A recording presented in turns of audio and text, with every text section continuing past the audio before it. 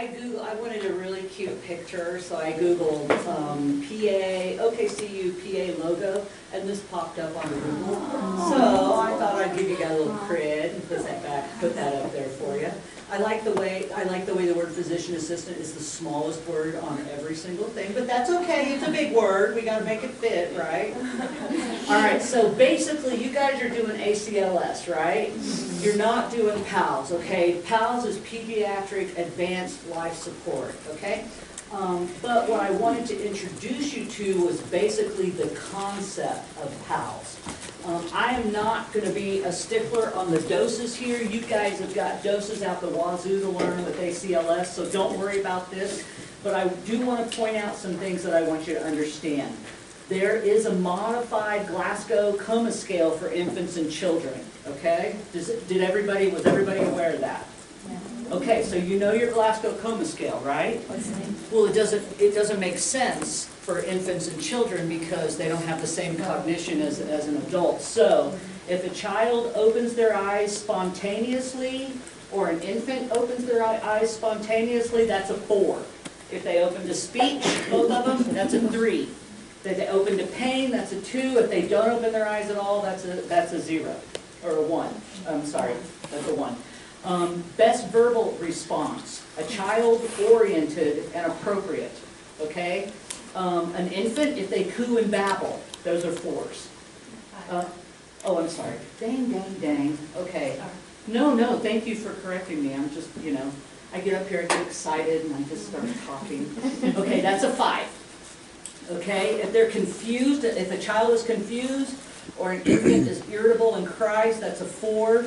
If a child is not using appropriate words, or an infant cries in response to pain, that's a 3. If a child is incomprehensible sounds, they're just moaning, not trying to say, or babbling, that's a 2. An infant, correlation to that is moans in response to pain. No response is a 1. Best motor response, if a child can obey commands, that's a 6. Move spontaneously and purposely for an infant, that's a 6. If a child can localize painful stimuli, now how do you know a kid's localized painful stimuli? Yeah, they pull their hand back, they jerk their arm back, they pull their foot away from your, sharp thing that you're trying to check their foot with. If an infant withdraws in response to touch, those are 5s. If a child withdraws in response to pain, that's a 4. If an infant withdraws in response to pain, that is a 4. So in other words, you can touch them, they don't move, but if it's painful, they do. Flexion in response to a pain in a child is a 3. Abnormal flexion posture to pain is a 3 in an infant. Extension in response to pain is a 2. Abnormal extension in response to pain is a 2. And if they don't have any motor response, then that's a 1. Okay, so like the adult Glasgow, the lowest score you can score on the pediatric or the infant is a 3. Okay. Do you guys ever seen pictures of the bombing, the Oklahoma City bombing? Okay. There was one very famous picture that was I think she was the RN, and she was a head injury, and she was stiff and like this, and that she didn't make it. But that was one of the things that I remember when you think about flexion versus extension to pain. Okay, this is worse than this. Okay, does that make sense? I have trouble trying to remember this, so when I come up with a way to remember it, I share it with you. If your brain doesn't work the same, that's fine, find your own way. If not, maybe I say if you happen to think about it too much, like I did a lot. Okay. The other thing is the terms. So this is decorticate, and I remember it. Yes. The arms are towards the cord, your spinal cord, and decerebrate. And so a cord injury is bad, but brain cerebral is even worse. Well, see there now, Tammy, I could have used that. I can still use that. I got recertified this year, or not 18, by 19 I got recertified. Sorry, minions. Yeah, there's different classes, different people think differently, and that's why a collaboration of group Yeah. studies sometimes is always good too. You're like, so much easier. Well, I like to study individually, but review in a group. There you go. Yeah, I don't like to go to a group and feel like I don't know what's going on, because I'm not gonna learn.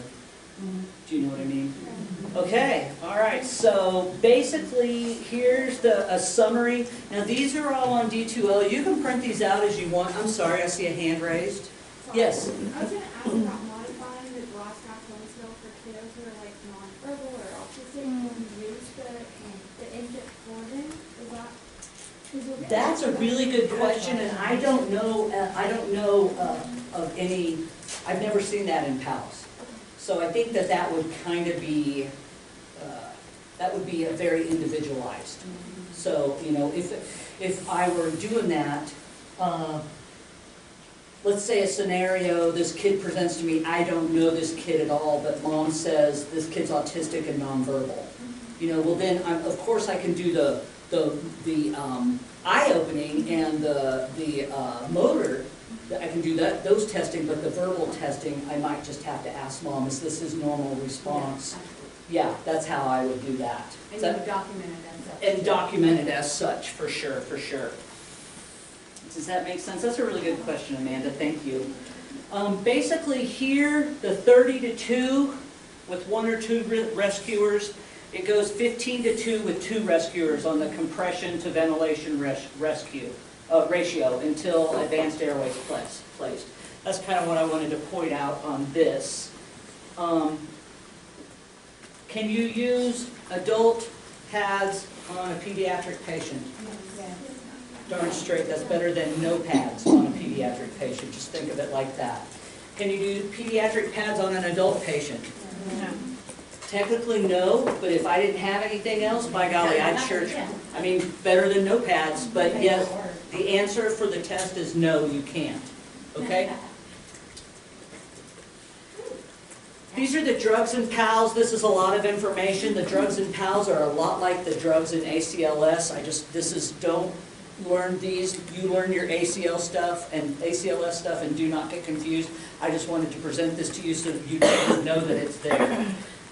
If you're going to go into peds, this might be, I mean, you can go and buy your PALS flip card, just like you have you can go over to Ratcliffe Campus Store and pick one up if you're going to do peds, or if you want to just have one for your ER rotation. That might be something you're interested in doing. Basically, this is the main thing to know about pediatric advanced life support. It's all color-coded. A lot of times in like Children's Hospital, on every door at Children's Hospital, on the inside of the door is the color-coded based on that child's weight. Okay, so all of your drugs of response, all the dosages, all of the ET tube sizes, all of that is there and color-coded. And how you do that is, it's called a Broslow tape. I think that's a copyrighted, now they just call it a pediatric color tape. Wow, okay. I'm sure they probably just changed one word on it. But basically, it's just like doing the measuring mat, just a real quick, you got the tape, you stretch it out, and wherever their head is their color. Okay, so gray is the smallest, and green is basically the largest. Okay? All right.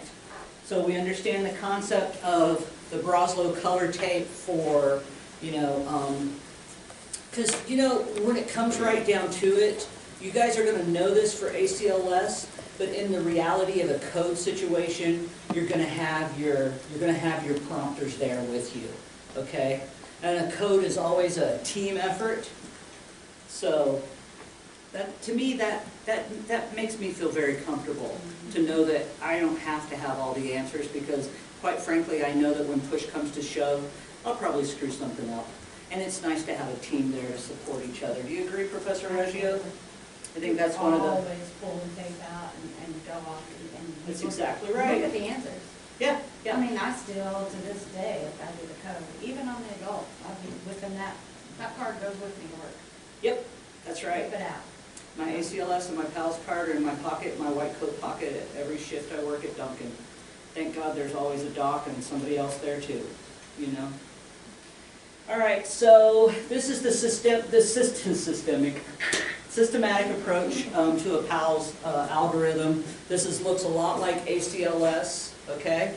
Here's the, this is the bradycardia with the pulse algorithm. All of these are the same algorithms that you have in ACLS, so I'm just not going to go, I'm not going to burden you with these and these different dosages. You learn what you need for ACLS. Just know that there's an equivalent in the pediatric population in an emergency situation. Notice that we still got the 5 H's and the 5 T's for the reversible causes of cardiac arrest in peds. It's the same as the adults. Here's the tachycardia with the pulse and port perfusion algorithm. Here's the PALS post-resuscitation care, much like the adults. There was a few changes from this to the 2010 guidelines to the 2015. The most important one is compressions went to 100. Your goal is 100 to 120 beats per minute. Okay, in 2010 it was just at least 100 beats per minute. Why do you think they changed that? 100 not enough for perfusion. Just to get in your mind faster than 100, I think that's what it is. So, what is 120 beats per minute? Do you guys know?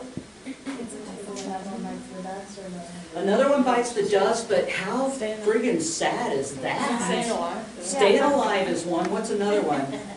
What's another one? This is my favorite. This is the one that I love. By the way, I heard this story on NPR Morning Edition over the summer, and I was cracking up laughing because no one ever told me that to get the rhythm. Did they teach us that when we were? Staying alive or what? Yeah, any of the music when we were students. No, we did not. We did not teach. Maybe that was later. That was later. It came later. Yeah, it came later, but it was not when we were students. But the one that I love is Don't Stop Believing. That's the one I do. Don't Stop Believing, right? Okay. Does anybody know who's playing the Tower Theater tonight? Yes! Guess who's going? You. And Paul. That's right. Are you taking the So I was, golf cart? huh? Are you taking the golf cart? Well, hell yeah. We take the golf cart and park at the back door, and usually they just let us in. I mean, we've got tickets, Yeah. you know, so. That's just one of the perks of your boy working at Pony Boy, you know. All right, any other questions?